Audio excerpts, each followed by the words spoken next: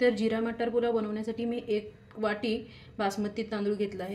तो आपल्याला धुवून चांगला भिजत ठेवायचा आहे 10-15 मिनिटांसाठी।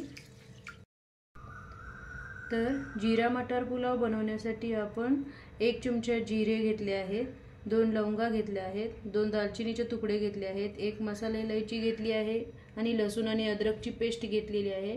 आणि हे जे मटारचे दाणे आहेत ते आपण धुवून घेतलेले आहेत आणि कांदा चिरून घेतलेला आहे उभटाचा आणि 2 तेजपत्त्याची पाने घेतली आहेत आणि कोथिंबीर बारीक चिरून घेतलेली आहे।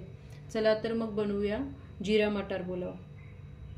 जिरा मटार पुलाव बनवण्यासाठी मी कढईमध्ये 1 चमचा तूप घेतले आहे।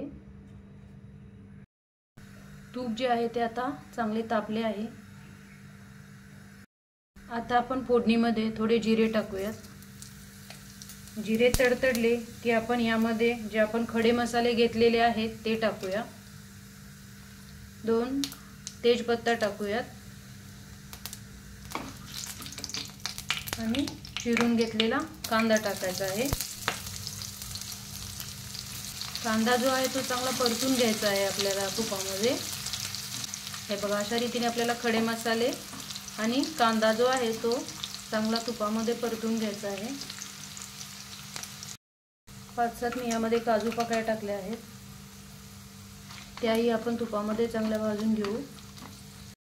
आता आपण फोडणीमध्ये मटार टाकणार आहे।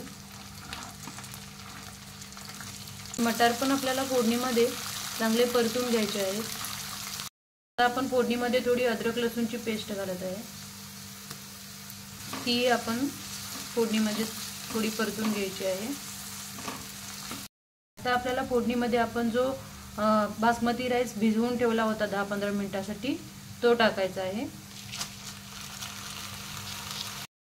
आता बासमती राईस पण आपण फोडणीमध्ये थोडासा हलक्या हाताने परतून घ्यायचा आहे। आता आपण यामध्ये थोडंसं मीठ घालत आहे चवीनुसार। आता आपण भातामध्ये गरम पाणी घालणार आहे, थोडासा लिंबू पिळायचा आहे, त्यामुळे भात मोकळा होतो। हे बघा, अशा रीतीने कढईवर आपण लीड ठेवून आपला जो जिरा मटार पुलाव आहे तो चांगला शिजवून घ्यायचा आहे। आता आपण यात वरून थोडी कोथिंबीर ठेवूया। हे बघा, आपला जिरा मटार पुलाव तयार आहे।